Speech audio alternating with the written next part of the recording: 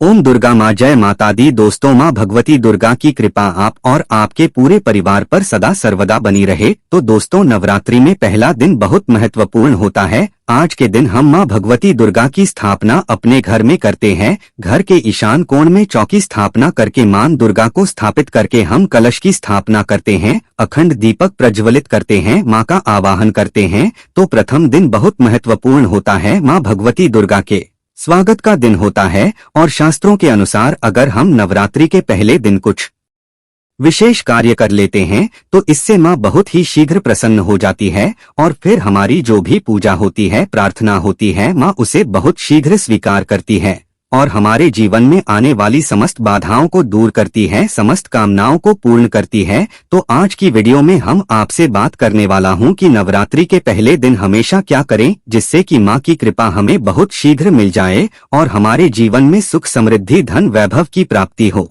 संतान की प्राप्ति हो, या फिर अगर किसी भी विशेष कामना से अपनी माँ की पूजा आराधना कर रहे हैं, कोई भी आपकी ऐसी कामना है जो चाहते हैं कि माँ शीघ्र ही पूर्ण कर दें, तो नवरात्रि के दिन माँ को शीघ्र प्रसन्न करने के लिए आपको इन 9 बातों का ध्यान जरूर रखना चाहिए। तो वीडियो को पूरा जरूर देख लीजिए और अगर आपको आज की वीडियो अच्छी लगे तो लाइक भी कीजिए, शेयर भी कीजिए फैमिली फ्रेंड्स के साथ। और चैनल पर पहली बार आए हैं, अगर अभी तक आपने हमारे चैनल को सब्सक्राइब नहीं किया है तो चैनल को सब्सक्राइब करके बेल को जरूर प्रेस कर लीजिए। इससे यह होगा कि इस तरह की सभी वीडियो के नोटिफिकेशन आपको सही समय पर प्राप्त हो जाएगा। बात करें कि नवरात्र के पहले दिन हमें पहला कार्य करना चाहिए कि घर की छत पर आज हमें झंडा जरूर लगाना चाहिए। झंडा मतलब ध्वजा, लाल रंग का त्रिकोण झंडा होता है और उसके ऊपर बना हुआ हो जय माता दी लिखा हुआ हो। ये मार्केट में बहुत आसानी से मिल जाते हैं, नहीं तो आप घर पर भी स्वयं से बना सकते हैं।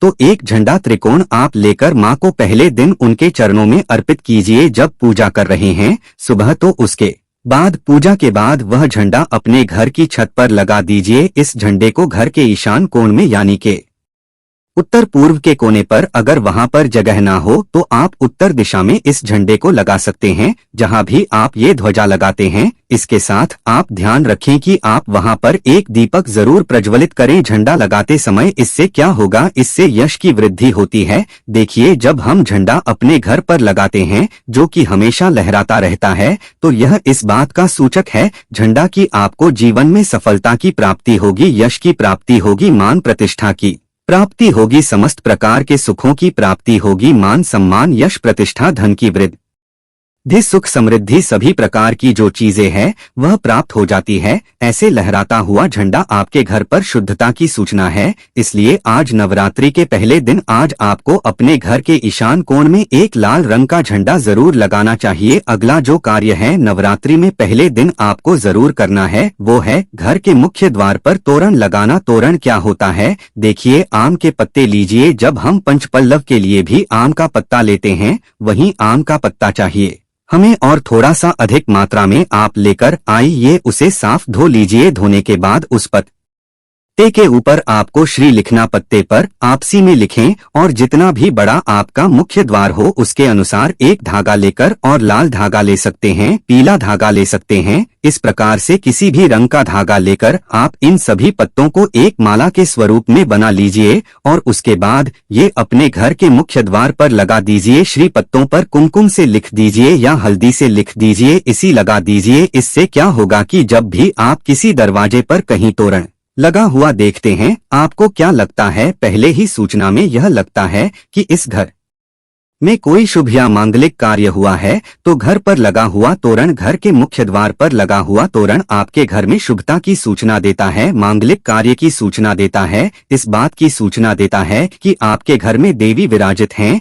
यह बहुत महत्वपूर्ण होता है नवरात्र के पहले दिन घर के मुख्य द्वार पर तोरण लगाना और इसका बहुत ही शुभ फल भी हमें प्राप्त होता है। अगला जो कार्य है, तीसरा कार्य जो हमें नवरात्रि में जरूर करना चाहिए वह अखंड दीपक प्रज्वलित करना। देखिए, अगर घर में हम अखंड दीपक प्रज्वलित करते हैं तो अखंड दीपक प्रज्वलित करने से मन की कोई भी इच्छा हो, अगर आप सोचकर और मन में धारण करके अखंड दीपक प्रज्वलित करते तो आपकी कामना बहुत शीघ्र पूर्ण होती है। लेकिन इसके अलावा दीपक इस बात का प्रतीक है कि आपके घर में किसी भी प्रकार की नकारात्मक ऊर्जा प्रवेश नहीं करेगी। दीपक इस बात का प्रतीक है कि आपके जीवन में किसी भी प्रकार की नकारात्मक ऊर्जा प्रवेश नहीं करेगी और मन से, घर से, हर तरह से नकारात्मक ऊर्जा को दूर करता है। दीपक इसलिए अखंड दीपक नवरात्रि में पहले दिन से लेकर और नवमी तिथि तक प्रज्वलित किया जाता है, जिससे कि शुभता का घर में वास हो, सकारात्मक ऊर्जा का घर में वास हो, और जहां पर सकारात्मक ऊर्जा होती है वहां पर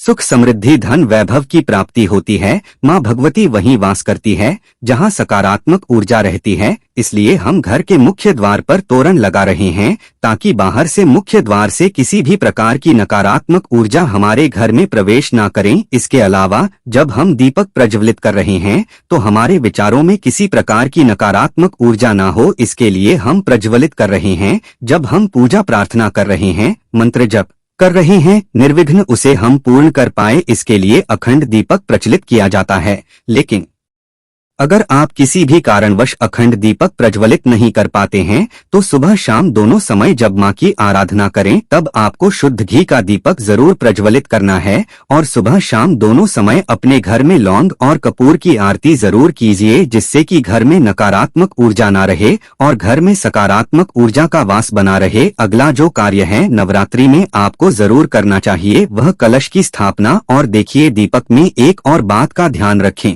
फिर हम कलश की स्थापना की बात करते हैं। दीपक में अगर आप घी का दीपक प्रज्वलित कर रहे हैं तो उसे आपको मां भगवती दुर्गा की मूर्ति के दाईं तरफ रखना होता है, और अगर आप तेल का दीपक प्रज्वलित करते हैं तो मां भगवती दुर्गा के बाईं तरफ आपको तिल तेल का दीपक रखना चाहिए। तो इस प्रकार से दीपक का आप ध्यान रखें। जब भी आप तिल तेल या फिर घी का दीपक प्रज्वलित करते हैं तो उसे सही दिशा में, सही स्थान पर रखना चाहिए। और अगला जो कार्य है घट स्थापना करना, यानी कलश की स्थापना करना। तीखी कलश की स्थापना जब हम करते हैं नवरात्रि में, कलश में हम सभी देवी देवताओं का आवाहन करते हैं। सभी देवी देवताओं का पूजन मां भगवती के साथ ही हम प्रतिदिन करते हैं। इस प्रकार से जब 9 दिनों तक लगातार हम समस्त देवी देवताओं का पूजन करते हैं, घर में आवाहन करके विधि विधान से विशेष रूप से हम उनकी आराधना करते हैं। क्योंकि जब हम मां का पूजन करते हैं पहले हम कलश का पूजन करते हैं, धूप दीप नई चीजें हम मां को अर्पित करते हैं विधि विधान से, और इसके साथ ही कलश को भी हम इसी प्रकार से अर्पित करते हैं। तो सभी देवी देवताओं की विशेष पूजा हम 9 दिनों तक कर रहे हैं, तो हमारे जीवन में किसी भी प्रकार की कोई बाधा दूर होती है और कोई भी हमारी विशेष कामना हो तो अवश्य पूर्ण होती है। तो कलश की स्थापना हमें जरूर करनी चाहिए। अगर संभव हो तो नवरात्रि के प्रथम दिन जो अगला जरूरी काम हमें करना है वह है जवारे होना, यानी कि सप्तधान्य बोना, जो कि हम मिट्टी में थोड़े से जॉब होते हैं जो कि हरे हो जाते हैं। बहुत सी ऐसी जॉब अंकुरित हो जाते हैं और ये शीघ्र ही अंकुरित तब होते हैं जब हमारे घर में अन्न होते हैं। तो यह इस बात की सूचना देते हैं कि हमारे घर में सुख समृद्धि आने वाली है, हमारे घर में मां भगवती विराजित हो चुकी है और घर में सुख समृद्धि धन वैभव सभी प्रकार की जो शुभता है उसका आशीर्वाद हमेशा दे रही है। तो घर में अगर आप जॉब होते हैं, सप्तधान्य बोलते हैं तो बहुत ही श्रेष्ठ माना जाता है। नवरात्रि के प्रथम दिन हमें जरूरी है करना चाहिए।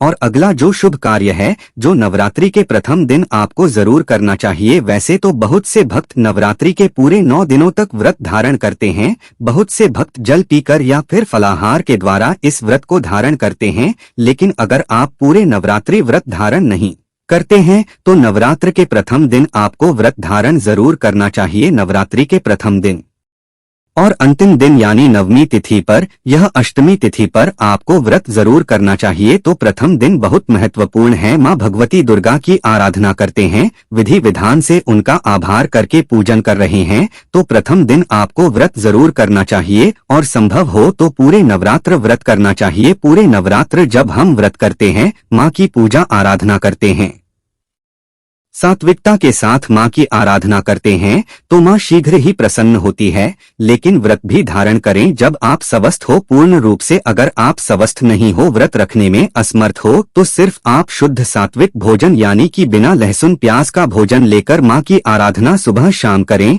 तो सच्चे मन से भक्ति भाव से हम माँ की आराधना करते हैं तो माँ शीघ्र ही प्रसन्न होती है। अगर व्रत धारण की रखने की अगर आपकी शक्ति या सामर्थ्य शारीरिक रूप से नहीं है तो आपको व्रत नहीं रखना चाहिए, लेकिन अगर संभव हो तो पहले दिन फलाहार के द्वारा व्रत धारण जरूर कीजिए। अगला जो जरूरी कार्य है जो नवरात्रि में आपको जरूर करना है, घर के मुख्य द्वार पर दोनों तरफ स्वस्तिक का चिन्ह जरूर बनाएंगे। स्वस्तिक क्यों बनाना चाहिए, देखिए मैं आपको लगभग कम अक्सर में ही इस वीडियो में बताता हूं कि घर के मुख्य द्वार पर जब हम किसी शुभ दिन पर या किसी शुभ तिथि पर किसी शुभ त्योहार पर हम जब कोई स्वस्तिक बनाते हैं घर के मुख्य द्वार पर, तो ये इस बात की सूचना है कि हम माँ भगवती का स्वागत कर रहे हैं, अपने घर में माँ लक्ष्मी का स्वागत कर रहे हैं। माँ लक्ष्मी हमारे घर में विराजित हो रही है, तो इसलिए माँ का स्वागत के लिए मुख्य द्वार के दोनों तरफ आपको हल्दी या फिर कुमकुम के द्वारा स्वस्तिक बनाना चाहिए। और न सिर्फ आप स्वस्तिक बनाएं बल्कि जब स्वस्तिक बना लेते हैं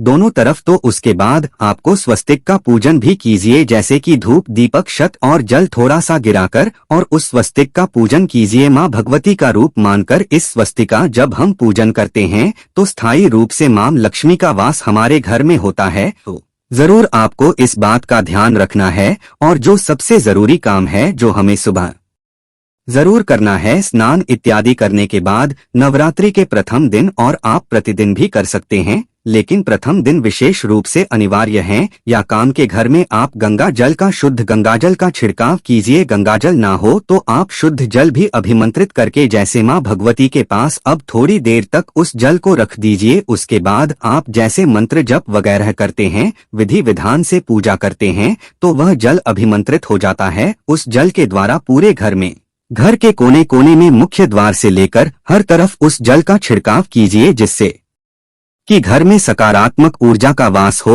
और जो भी हम मंत्र जाप कर रहे हैं, अनुष्ठान कर रहे हैं, माँ की आराधना कर रहे हैं, उसमें किसी प्रकार की कोई बाधा न आए, इसके लिए घर से नकारात्मक ऊर्जा का दूर होना अत्यंत ही आवश्यक है। और घर में सकारात्मक ऊर्जा जितनी अधिक रहेंगी उतना अधिक समय तक उतनी अधिक सच्चे मन से हम माँ की आराधना कर पाएंगे। नकारात्मक ऊर्जा की वजह से हमारी पूजा में, हमारी प्रार्थना में, मंत्र जप में बाधाएं आती है।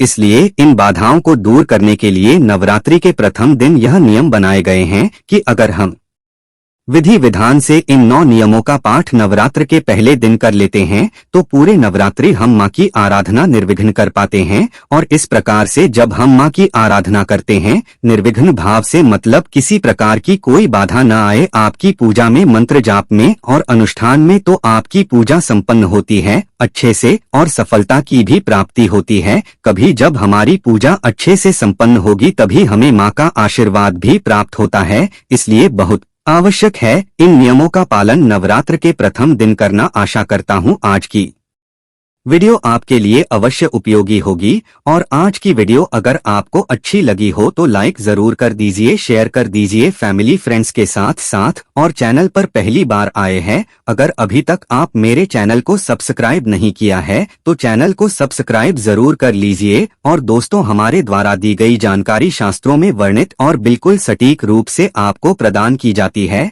और प्रिय भक्त, पूजा पाठ और नवरात्रि के संबंधित आपके मन में कोई भी सवाल हो तो हमें कमेंट बॉक्स में जरूर लिखें। धन्यवाद।